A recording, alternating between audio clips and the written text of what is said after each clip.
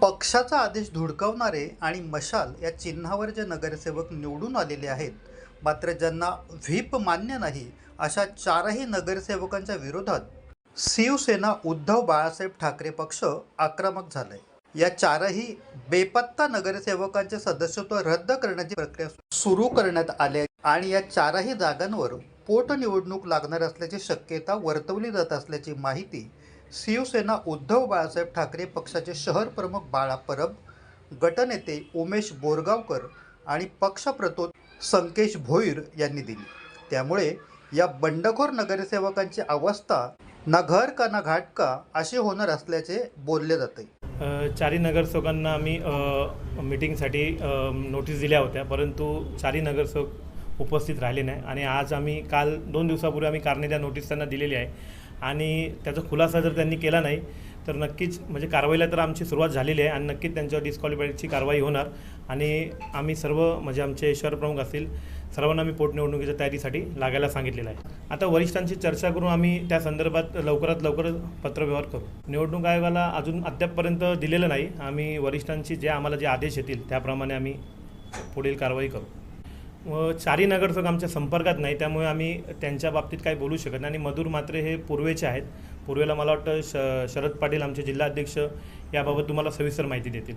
आज या ठिकाणी आमचे शहर शाखेमध्ये बाळा परब साहेबांनी आम्हाला बोलवलं होतं. काही महत्त्वाच्या विषयावर चर्चा होती, त्यासाठी आम्ही इथे आलो होतो आणि ती चर्चा झालेली आहे आणि उपमहापौर पदासाठी फॉर्म भरण्यासंदर्भात पक्षश्रेष्ठींकडनं जी चर्चा झाली त्या अनुषंगाने आम्ही तो निर्णय घेतलेला आहे. बघा, जी कायदेशीर प्रक्रिया आहे ती आमची सुरू आहे आणि त्या प्रभागामध्ये पोटनिवडणूक लागणार आणि पोटनिवडणुकीच्या संदर्भातच आमची चर्चा होती.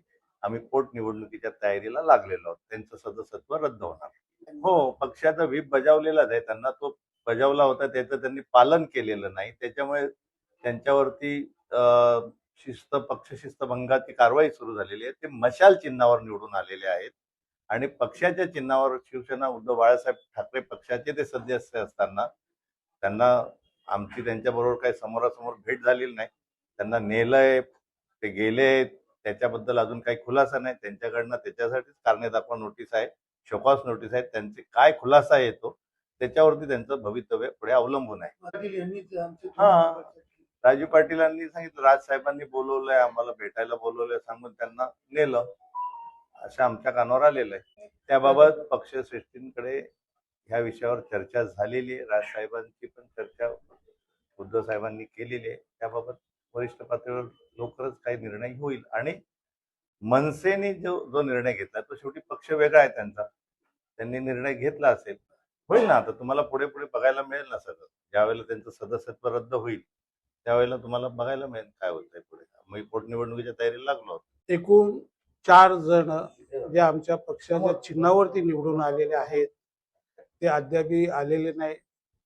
त्यांचा आम्ही शोध घेण्याचा बऱ्याच वेळा प्रयत्न केला, परंतु ते सातत्याने नॉट रिचेबल राहिले. जी लिगली कारवाई करायची होती ते गेल्यानंतर या प्रयत्नातनं आम्हाला ते न भेटल्याचं अपयश आलं असं समजा, परंतु बऱ्याच वेळा आम्ही त्यांना शोधण्याचा प्रयत्न केला. त्याप्रमाणे आम्ही लिगली कारवाई केलेली, पोलीस स्टेशनला त्यांची मिसिंगची तक्रार दिलेली आहे, त्यानंतर त्यांच्या घरी नोटीस दिलेली आहे.